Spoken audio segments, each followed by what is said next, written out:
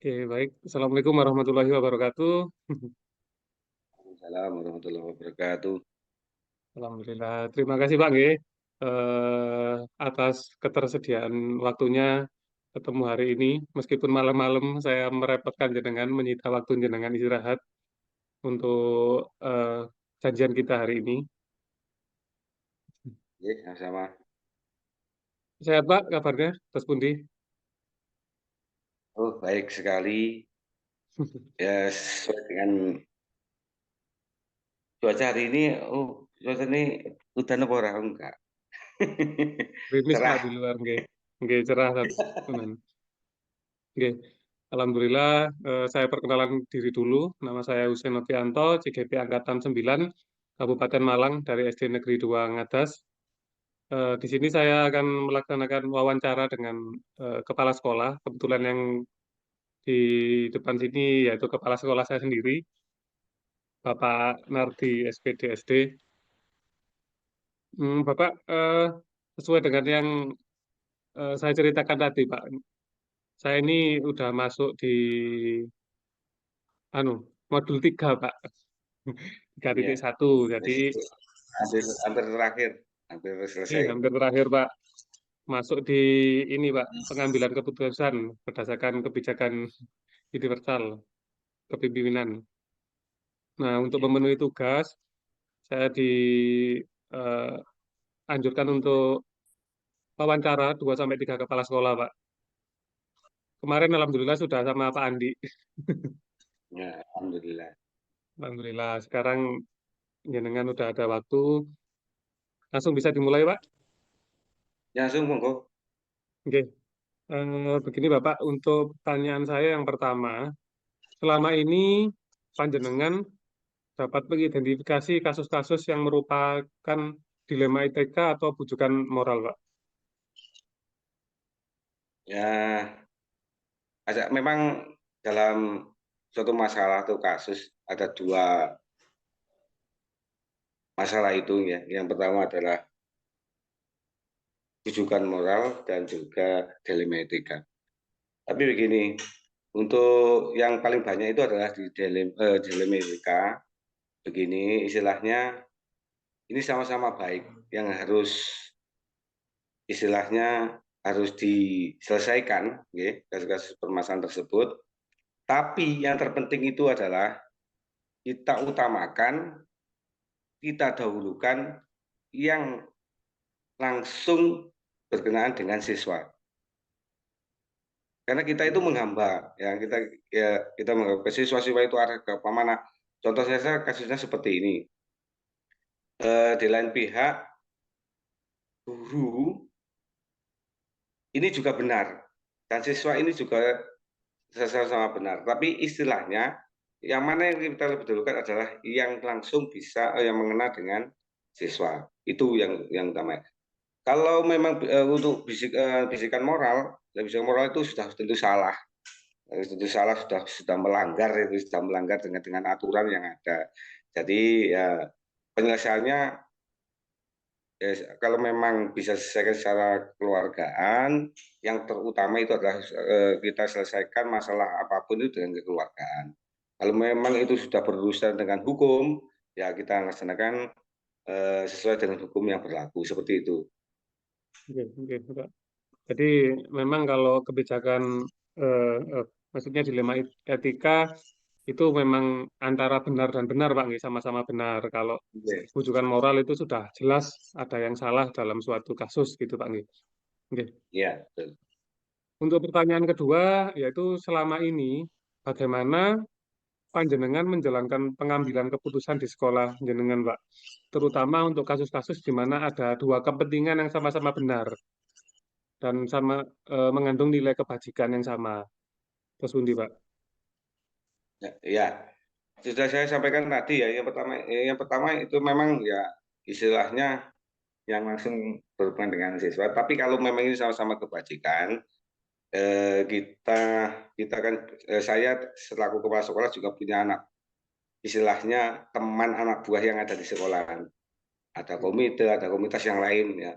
Itu kalau bisa memang kalau memang sama-sama baik ya kita musyawarahkan lah. Utamakan dulu musyawarah. yang utamakan dulu. Biasanya saya melakukan musyawarah, ya, jangan tahu sendiri, biasanya kalau ada memang suatu masalah yang memang betul-betul itu suatu kebajikan dan sama-sama benar, sama-sama baik, kita musyawarahkan dulu. Mana yang lebih dulu yang harus diselesaikan. Ya, tapi semuanya harus tuntas, karena ini sama-sama baik, seperti itu. Oke, Pak. Jadi untuk saya garis bawahi berarti yang pertama harus berpihak pada murid, yang kedua dilaksanakan dengan jalan musyawarah, ngoten Pak nggih. Nggih. Nggih. Untuk pertanyaan selanjutnya, pertanyaan ketiga, langkah-langkah atau prosedur seperti apa saja yang biasa jenengan lakukan, Pak, seperti itu? Prosedurnya atau langkah-langkahnya, Pak? Kalau langkah-langkah yang pertama itu kan identifikasi masalah dulu, nih. Identifikasi masalah dulu, agar masalahnya itu dari mana. Setelah itu baru kita melaksanakan kajian-kajian. Ini yang harus diselesaikan dulu yang mana. Setelah itu action, ya. Nah, action ini kita istilahnya saya sendiri ini jangan sampai ada yang dirugikan, satu. Yang kedua, bermanfaat bagi semuanya. Jadi masalah apapun, kalau memang ini dialektika ya, dialektika bisikan moral. Dilematika, nggih. Ya penyelesaian masalahnya seperti itu. Dari identifikasi masalah, setelah itu akar masalahnya itu dari mana ya. Setelah itu baru kita melaksanakan istilahnya apa tindakan yang harus saya laksanakan, seperti itu. Oke. Intinya anu Pak nggih, diidentifikasi dulu lah masalahnya seperti apa. Nah, ya, Oke. betul. Oke. Untuk pertanyaan selanjutnya, hal-hal apa saja yang jenengan anggap efektif Pak dalam pengambilan keputusan dalam kasus-kasus dilema etika terutama? Yang efektif itu yang pertama itu begini, Mas. Suatu masalah kalau kita tanggung sendiri itu terasa berat. Tapi apabila kita bisa berbagi, ya bisa berbagi dengan teman sejawat, bisa berbagi dengan komunitas yang ada, dengan komite, dengan apa, kalau memang itu dibutuhkan, ya kita rangkul semuanya. Karena apa? Ya semakin banyak istilahnya dalam penyelesaian suatu masalah, kita bermusyawarah, kita apa. Nah, itulah yang efektif memang. Kalau kita pendam sendiri biasanya agak berat seperti masalah itu, tapi kalau kita bersama itu pasti semuanya akan terlaksana dengan baik. Masalah itu akan juga terselesaikan juga dengan baik. Seperti itu. Oke. Berarti yang saya ambil di sini misalkan ada masalah itu di-sharing Pak nggih, dibagikan, Sharing. diselesaikan bersama-sama karena kan sekolah sifatnya juga milik kita bersama ngoten Pak nggih. Jadi lebih Ya, betul. efektif ngoten. Oke. Untuk pertanyaan berikutnya, nah ini Pak, hal-hal apa saja yang selama ini merupakan tantangan dalam mengambil sebuah keputusan dalam kasus-kasus dilema etika, Pak? Rasanya seperti ini, Mas. Kadang-kalanya begini ya. Suatu hari masalah itu timbul seperti ini. Kan di SD Ngadas 2 itu kan rata-rata kan cuacanya kan tidak menentu, ya. Cuacanya tidak menentu. Istilahnya gini. Kan kemarin ada satu kasus ya, tanpa istilahnya setelah anak-anak dipulangkan baru memberitahu kepada saya. Karena cuacanya juga buruk pada saat itu, dan juga kondisi anak-anak kan harus diperhatikan lebih dulu. Dan di lain pihak, saya tidak menyebutkan salah satu guru ini sudah memulangkan. Nah, bagaimana istilahnya saya itu harus seperti apa ya? Ya itu yang terpenting itu adalah siswa dulu yang terpenting. Masalah nanti istilahnya tidak memberitahu saya dulu, toh setelah itu kan memberitahu, istilahnya seperti itu. Nah ini masalah. Yang kedua, dalam suatu musyawarah, timbul masalah di anak-anak. Di anak-anak itu contohnya seperti ini. Di lain pihak, anak-anak ini ya semuanya adalah petani ya. Ada yang memang harus membantu orang tuanya, pada saat itu harus membantu orang tuanya, ya di kebun, di apa ya, tidak masuk sekolah. Nah, ini juga masalah, sama-sama dilema etika ini. Lain pihak Oke, harus membantu orang tuanya yang memang membutuhkan anak ini untuk membantu orang tuanya di kebun. Nah, kita juga harus sekolah, tapi yang utama kan sekolah dulu. Nah, bagaimana itu oke, masalah yang harus diselesaikan? Akhirnya kita kan bermusyawarah, ya. Bermusyawarah oke, teknis seperti oke, apa? Oh, kita memberikan pemahaman kepada orang tuanya, ya. Pemahaman orang oke, tuanya akhirnya juga selesai juga, ya. Masalah itu selesai juga dan oke, akhirnya juga anak-anak juga bisa melaksanakan kegiatan belajar mengajar secara rutin dan juga secara lancar seperti itu. Itu salah oke, satu contoh oke, saja. oke, oke, oke, Pak. Jadi di sini saya tangkap yang pertama tadi komunikasi, Pak. Intinya itu kan miskomunikasi yang kurang. Komunikasi, Tantangannya itu. kemudian Kak. Oke. Yang kedua masalah geografis atau lingkungan, Pak. Ya. Jadi kebiasaan-kebiasaan di sana gitu, tantangan selama ini. Nggih. Lanjut pertanyaan berikutnya, Pak. Pertanyaan keenam, apakah Bapak memiliki sebuah tata kala atau jadwal tertentu dalam sebuah penyelesaian kasus dilema etika? Maksudnya apakah Bapak langsung menyelesaikan di tempat hari itu juga, saat itu juga, atau memiliki sebuah jadwal untuk menyelesaikannya atau bentuk prosedur seperti apa Pak yang jenengan jalankan selama ini? Ya, kita lihat masalahnya. Kalau memang masalahnya itu bisa diselesaikan saat itu juga, ya saya selesaikan saat itu juga. Kalau memang tidak bisa dilaksanakan saat itu juga, saya tetap menggunakan prosedur yang ada. Ada berapa langkah itu? Ada empat langkah itu, nggih. Oke, 9 langkah, nggih. oke, Ada 9 langkah. Oke, 9 langkah yang harus dilakukan. Ya kebetulan saya juga kan penggerak. guru penggerak Oke, dulunya. Ada 9. oke. Saya kok masih ingat ada 4 paradigma Paradigma. dan juga Oke, 9 langkah ya. Ya itu yang kita oke, laksanakan dulu. Ya. oke, Jadi oke, oke. tahap-tahapannya bisa kita laksanakan seperti itu. Memang bagus. Yang terpenting harus diingat ini adalah intinya adalah untuk siswa, ya, untuk Oke, siswa. oke, Penyelesaian semua oke, masalah adalah yang diuntungkan harus siswa dulu, seperti itu. Kalau oke, menurut saya ini, oke, oke, Pak. Oke. begitu. Jadi intinya kondisional saja Pak. Gitu. Kalau memang bisa langsung Iya, diselesaikan, nggak diselesaikan. Gitu. ya, Kalau memang butuh proses, berarti sesuai tadi Pak, gitu. Paradigma dan langkah-langkah tadi Pak, gitu, ya, prosedurnya. ya, Oke, oke, oke. seperti itu. Lanjut ke pertanyaan berikutnya Pak, pertanyaan nomor 7. Adakah seseorang atau mungkin faktor-faktor apa yang selama ini mempermudah atau membantu panjenengan Pak dalam membuat sebuah keputusan kasus-kasus dilema etika Pak? Ya,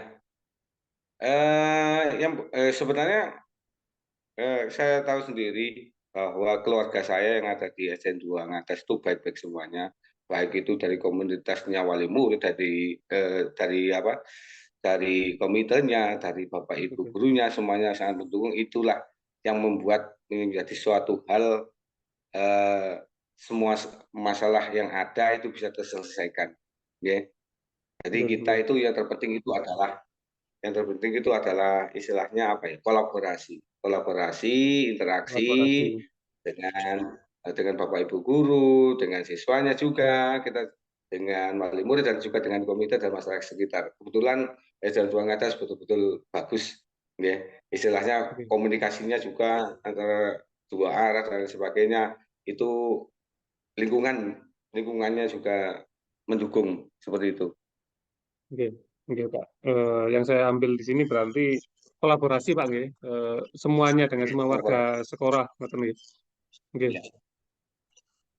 Lanjut pertanyaan berikutnya. Oh, ternyata ini pertanyaan terakhir, Pak. Pertanyaan ke-8, yaitu dari semua hal yang telah jenengan sampaikan, pembelajaran apa yang dapat jenengan petik, Pak, dari pengalaman mengambil keputusan tentang dilema etika ini, Pak?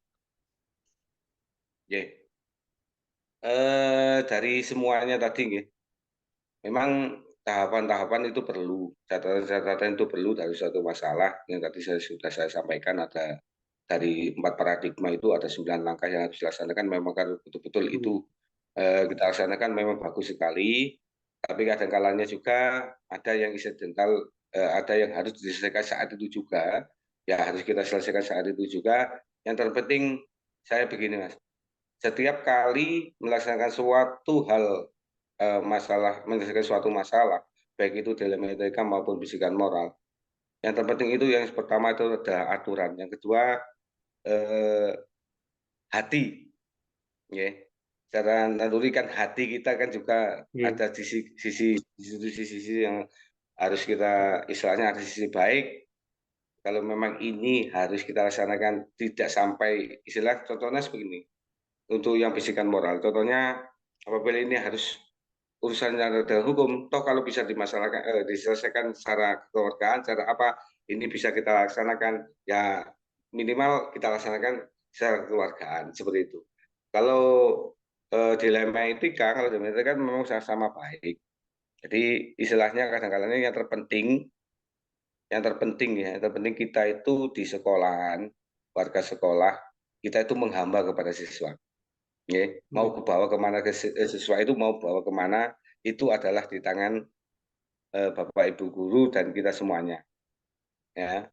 nggih, Saya masih ingat kita sebagai petani mau dibawa seperti apa anak-anak ini ya, bisa, nggih, eee, hidupnya itu bisa subur dan lain sebagainya, ya karena kita sebagai petani, ya sesuai dengan aturan yang ada, ya.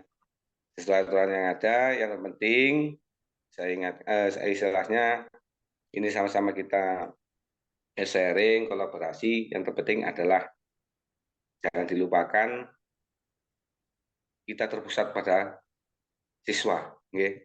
Jadi nggih, semuanya ini adalah untuk kebaikan siswa, seperti itu. nggih, nggih, nggih, Pak. Berarti di sini intinya harus berpihak pada siswa yang pertama gitu, Pak, nggih. Dan setiap kali Nggih. menyelesaikan masalah harus juga menggunakan hati. Apalagi yang berhubungan dengan peraturan-peraturan, istilahnya kalau sekarang kan Pak, yang lagi terkenal restoratif justice, ngoten Pak ya. Iya, Diselesaikan relatif kekeluargaan justice. dulu. Nggih. Iya, iya, betul Ngoten betul Bapak. betul betul sekali. Nggih, nggih. Iya iya. Karena kita begini Mas, ada kalanya akal itu masih bisa ngakali, nggih. Nggih, Akal itu masih bisa ngakali. Ngakali itu kan ada yang jelek, ada yang buruk ya. Tetapi nggih, kalau betul. hati, ya itu pasti semuanya sudah kalau memang dari relung hati, ya itulah semua masalah akan juga terselesaikan dengan baik, seperti itu. Itu Mas. Nggih, nggih. Nggih, Pak. Nggih, Pak, terima kasih sekali, sangat lugas, sangat jelas sekali jawaban-jawaban yang jenengan sampaikan. Saya juga mendapatkan banyak sekali pengalaman berharga, masukan-masukan yang mungkin nantinya bisa jadi bekal saya ke depan untuk menghadapi situasi-situasi berdasarkan pengalaman yang jenengan sampaikan tadi, Pak. Di sini saya rasa cukup untuk pertemuan kita hari ini. Terima kasih atas waktunya, Bapak. Semoga sehat selalu. Monggo Mas, dipun lanjut ya, acaranya nggih. nggih. Dan juga Assalamualaikum nggih, sehat warahmatullahi selalu wabarakatuh. sampai di akhir nanti nggih. Sampai di Amin. akhir Siap, Pak. lulus, Matur nuwun. baik alhamdulillah nanti Hmm. bisa diterapkan di sekolahan kita. Semua Nggih, sekolahan kita itu menjadi sekolahan yang baik dan nggih. anak-anak kita itu menjadi anak-anak yang berbakti bagi nusa, bangsa, dan negara serta agamanya, seperti itu. Itu Nggih. sama-sama Amin. sama-sama, Pak, Nggih. ya. Nggih, Pak. Assalamualaikum warahmatullahi wabarakatuh. Oke. Matur nuwun, Bapak. Waalaikumsalam warahmatullahi wabarakatuh. Oke, Assalamualaikum warahmatullahi wabarakatuh. Waalaikumsalam warahmatullahi wabarakatuh. Pangapunten, Pak, mengganggu waktunya malam-malam. Kalau Oh, Zoom meeting jenengan. buat masalah Mas, santai aja. Oh, oke. Sebelumnya saya izin juga, Pak. Barusan jenengan masuk sudah saya record dulu Zoom meeting-nya untuk sebagai bahan saya nanti arsip saya. Jadi nanti rencananya seperti janjian kita yang tadi, saya akan mengajukan beberapa pertanyaan, Pak. Ini kan calon guru penggerak saya ini masuk bab 3. Jenengan dulu Oh kan juga ya, lulusan guru penggerak. mau Sekarang, telurikan. oke. modul 3, Pak. Di dilema Iya. etika pengambilan keputusan. Iya, iya, Nah, iya. kan tugasnya modul 3 ini suruh wawancara Pak kepala sekolah. Lah kebetulan jenengan juga lulusan guru penggerak dan juga kepala sekolah, jadi saya hari ini badhe ngrepoti panjenengan untuk wawancara. Oke, Mas. Ya. Boleh Pak nggih? Oke, siap. Lanjut. Oke, nggih, siap. Jadi nanti ada 8 pertanyaan Pak yang akan saya ajukan. Nanti Hmm. silakan dijawab sesuai dengan kenyataan yang sekarang jenengan rasakan sebagai kepala sekolah. Dan tentunya pasti jenengan kan lulusan guru penggerak, saya yakin ya veterannya, jiwa veteran guru penggeraknya pasti masih sangat kental dan kuat. Oke, Pak. Untuk pertanyaan pertama, perkenalan dulu, Pak, nggih. Pangapunten. Oke. Oke, sebagai formalnya saya juga perkenalan, saya Husein Novianto, CGP Angkatan 9 dari SD Negeri 2 Ngadas, Kecamatan Poncokusumo. Oke, monggo Pak, jenengan untuk memperkenalkan diri. Oh, iya. Perkenalkan, saya juga nama saya Andi Subianto. Saat ini kepala sekolah di SD Negeri 2 Ngedeleso.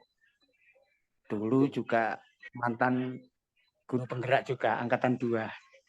Alhamdulillah. Sudah cukup. Oke, siap Pak. Langsung saja nggih, kita mulai.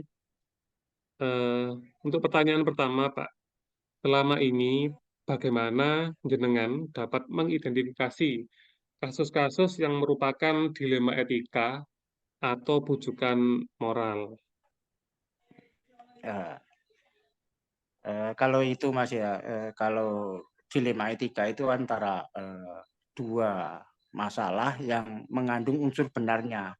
Tapi semuanya itu bertentangan, kan seperti itu. Kalau bujukan Iya, iya. moral itu sudah jelas masalah itu salah gitu loh. Jadi kita harus Oke. mengambil keputusan antara benar dan salah dari bujukan moral itu. Tapi menurut saya sih kalau masalah itu kita identifikasi dari dilema etika atau bujukan moral itu, kalau bujukan moral itu menurut saya sudah salah wis. Enggak lagi dibahas lah, itu pasti ada kesalahan.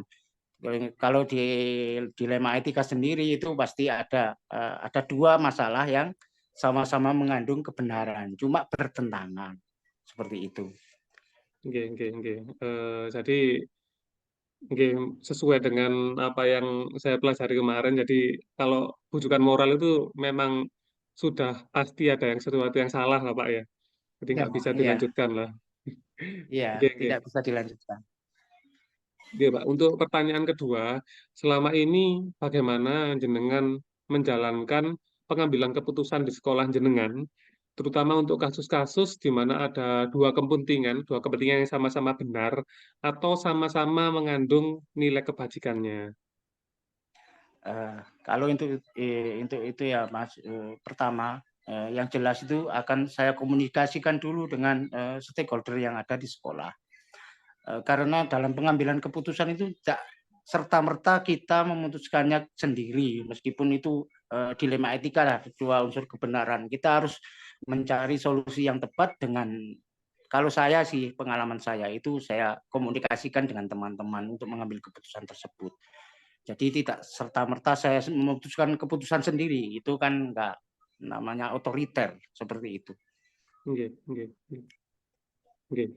Intinya komunikasi, Pak, nggih. Jadi setiap ada Komunikasi ya, saya masalah, komunikasikan. Ya, komunikasi yang jenengan utamakan dalam pengambilan sebuah ya, keputusan.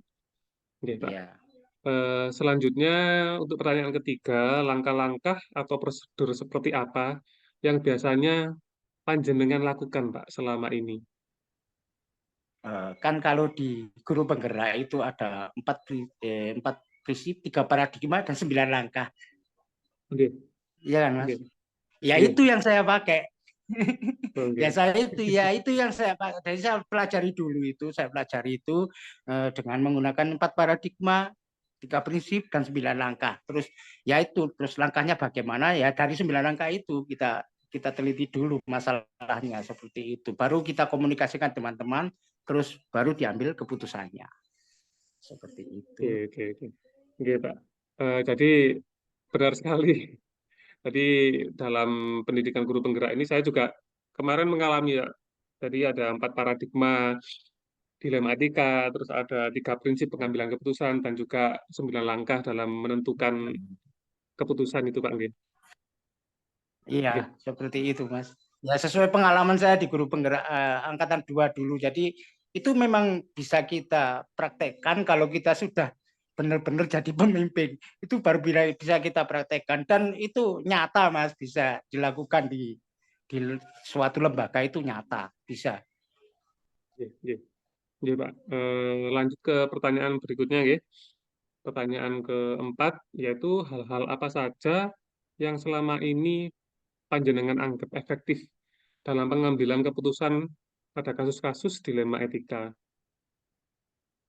Kalau saya sih di samping pengalaman saya sendiri untuk mengambil keputusan, saya biasanya juga sharing dengan yang senior di atas saya, seperti kakak saya kan juga kepala sekolah, jadi dia juga tahu kan bagaimana kondisi sekolah, terus memutuskannya bagaimana.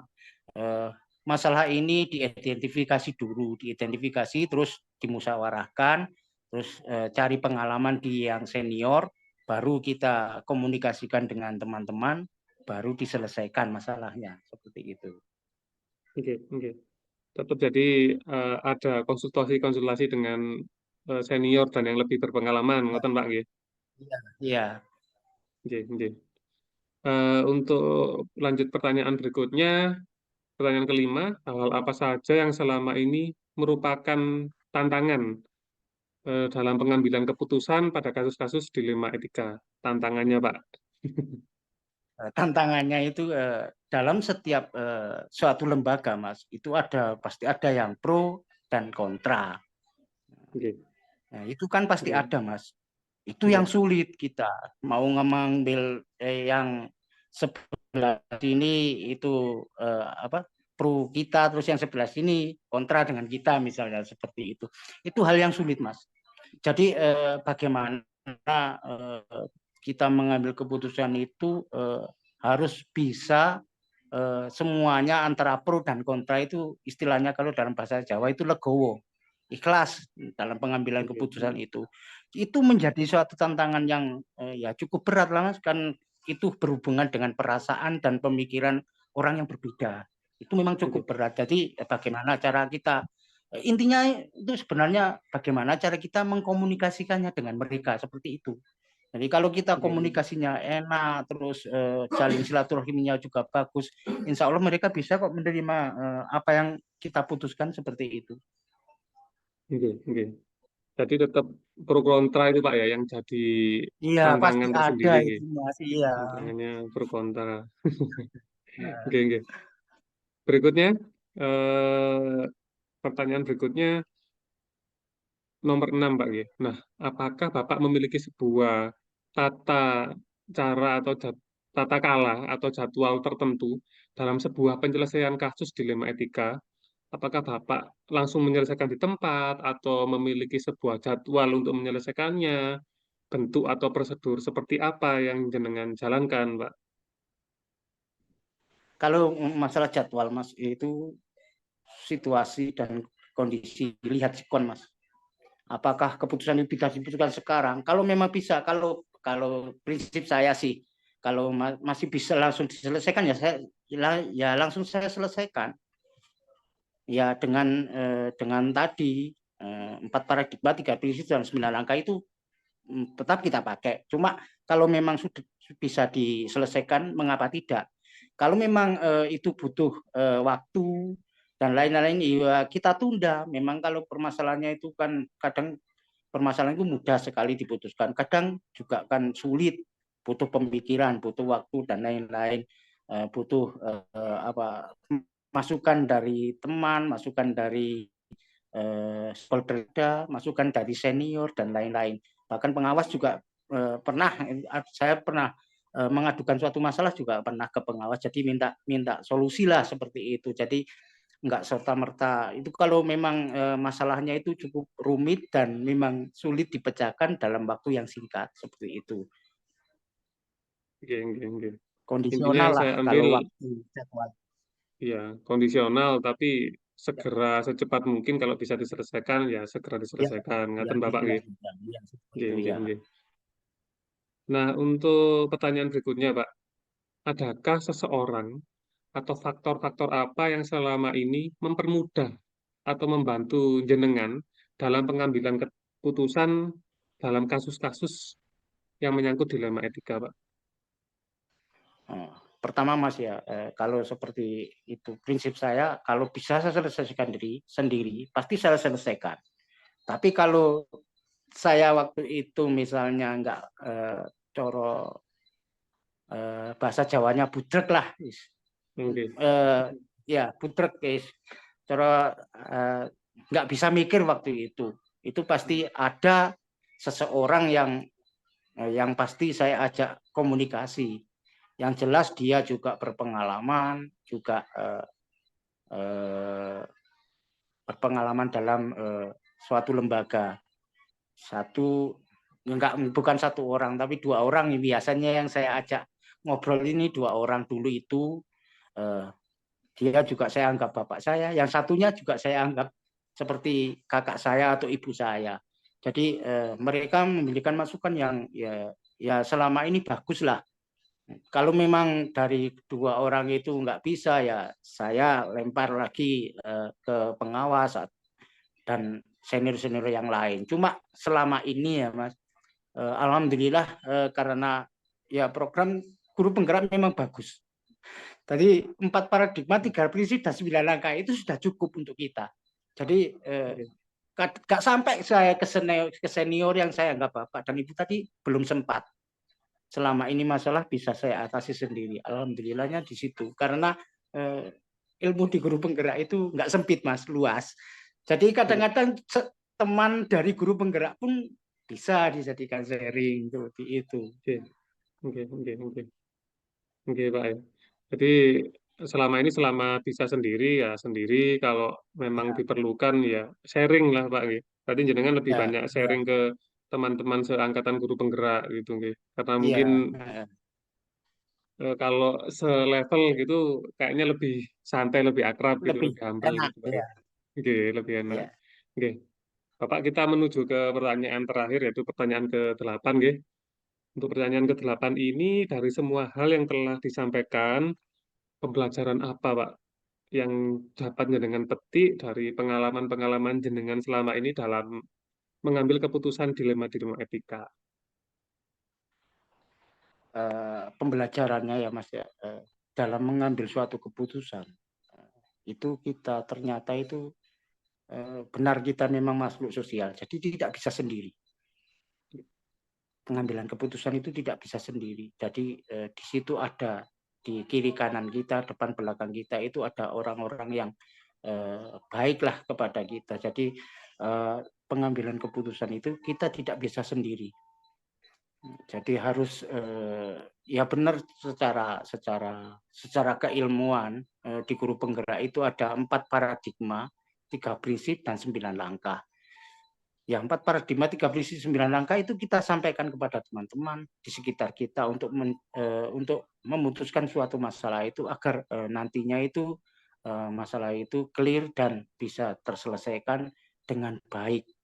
Artinya dengan baik itu tidak ada yang terluka, baik pro dan kontra kepada kita itu tidak ada yang ganjel lah seperti itu.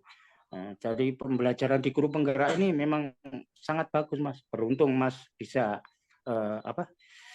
ikut di komunitas guru penggerak ini. Memang tidak semua orang kan beruntung di tempat kita sekarang ini di komunitas guru penggerak itu tidak semua orang.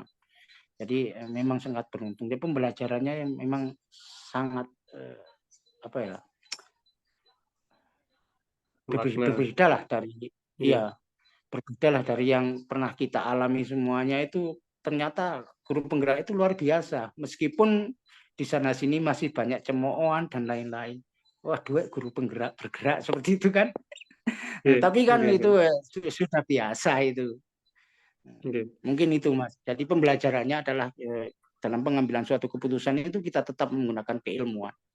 4 prinsip, 3 langkah dan 4 paradigma, 3 prinsip dan 9 langkah itu tetap. Cuma pengambilan keputusannya harus kita lakukan secara bersama-sama. Seperti itu. Nggih, nggih, nggih, nggih. Nggih, Pak. Dalam kesimpulan jenengan yang jenengan sampaikan saya catat, Pak, karena menurut saya penting. Ini memang kita sebagai makhluk sosial tidak lepas dari banyak orang, apalagi sebagai pemimpin. Jadi saat Ya, menghadapi suatu masalah, kita mengedepankan komunikasi, memakai keilmuan yang sudah kita peroleh dari pendidikan guru penggerak, dari macam-macam ya, teori itu. Jadi solusi yang jenengan pakai selama ini komunikasi juga menularkan juga, nggih, berarti kepada teman-teman guru ya, begini ya, proses-prosesnya. Jadi mereka mungkin juga ketularan juga, Pak, ya, dengan ilmu-ilmu yang jenengan dapatkan selama ini. Sehingga saat ya, memutuskan sebuah masalah dalam dilema etika, suatu dilema etika, tidak ada ganjalan. Intinya ngoten, Pak, nggih. ya, Jadi ya, istilahnya yang saya masih nyantol ingat di pendidikan guru penggerak ini win-win solution gitu, Pak, nggih. Jadi semuanya ya, ya, diuntungkan. yang Nggih, diuntungkan nggih, ya. Tidak nggih, ada masalah, nggak ada yang ganjal di dalam hati maupun perasaan mereka. nggih, Seperti nggih. itu. Itu paling penting. Jadi semuanya nggak ada yang terluka. Nggih, Ya.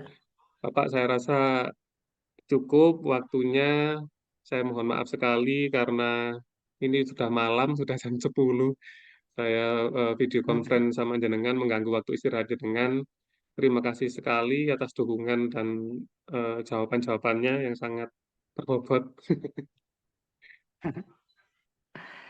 Ya Mas, sama-sama. Nggih. Terima kasih Pak nggih. Saya berhenti record juga. Saya mohon pamit. Wassalamualaikum warahmatullahi wabarakatuh. Waalaikumsalam warahmatullahi wabarakatuh.